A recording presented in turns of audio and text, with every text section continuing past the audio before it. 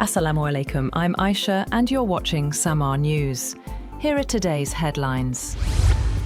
Pakistan's Interior Minister, Mohsin Naqvi, has held another round of talks with Iranian Foreign Minister Abbas Araghchi as Pakistan continued efforts to help bridge differences between the United States and Iran. The meeting focused on the latest draft proposal to end the war, with uranium enrichment and control of the Strait of Hormuz still emerging as the biggest sticking points. According to Iranian media, Naqvi and Araghchi held detailed discussions on points of disagreement between Washington and Tehran. Iran's news agencies reported that Naqvi was helping facilitate communication to reach a framework for ending the war and resolving differences.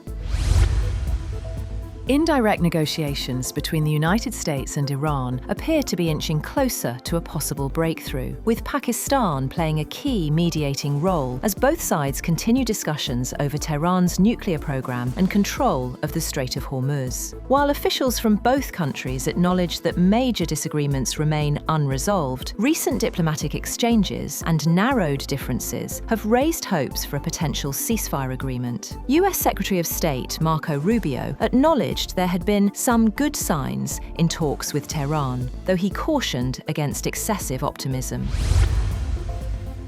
President Donald Trump says the United States will retrieve Iran's stockpile of highly enriched uranium and may destroy it afterward, as the US neither needs nor wants it. Speaking at the White House, Trump also rejected any tolls on the Strait of Hormuz. Iran's supreme leader has reportedly ordered that the country's enriched uranium stockpile must remain inside Iran, according to senior Iranian sources. The move hardens Tehran's position on a key issue in ongoing negotiations with the United States over ending the conflict and limiting Iran's nuclear program. The development could complicate diplomatic efforts, as Washington and Israel have pushed for the uranium to be transferred out of Iran under any future agreement. Arab media outlets have claimed that efforts to finalize a United States-Iran agreement have entered a decisive phase, with reports suggesting a possible announcement in the near future. According to Al Arabiya and other regional outlets, negotiations are nearing completion and the final draft of the agreement is being prepared, though no official confirmation has been issued by Washington or Tehran. The reports also linked Pakistan to ongoing diplomatic efforts, claiming a senior Pakistani figure may visit Iran as part of continued engagement surrounding the talks. Interior Minister Mohsin Naqvi has recently held meetings in Tehran with Iranian President Masoud Pezeshkian and Foreign Minister Abbas Araghchi.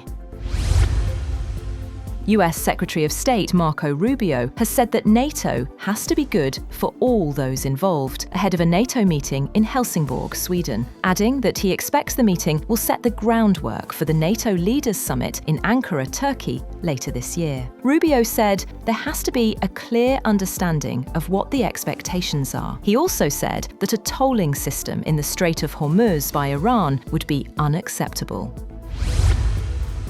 The United States will be sending an additional 5,000 troops to Poland. US President Donald Trump, in a Truth Social post, cited his relationship with Poland's conservative nationalist president, Karol Nawrocki, as the reason behind his decision to send additional troops. Meanwhile, Polish President Karol Nawrocki thanked Trump for his decision to send additional US troops to Poland. Nawrocki wrote on X that good alliances are those based on cooperation, mutual respect, and a commitment to our shared security.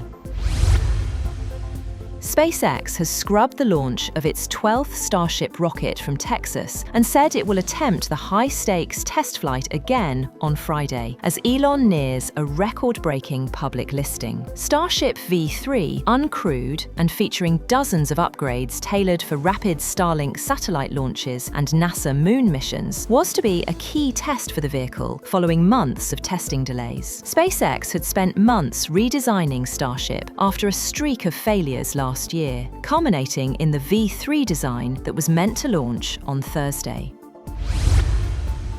Elon Musk is on track to become the world's first trillionaire as SpaceX moves toward what could be the biggest initial public offering in history. The milestone comes as investors enter a new era of commercial space activity, artificial intelligence growth, and unprecedented personal wealth creation. SpaceX released its initial public offering registration statement on Wednesday, giving investors a detailed look at its revenue, losses, commercial agreements, and ownership structure. The findings showed that Musk holds 6.4 billion shares of SpaceX.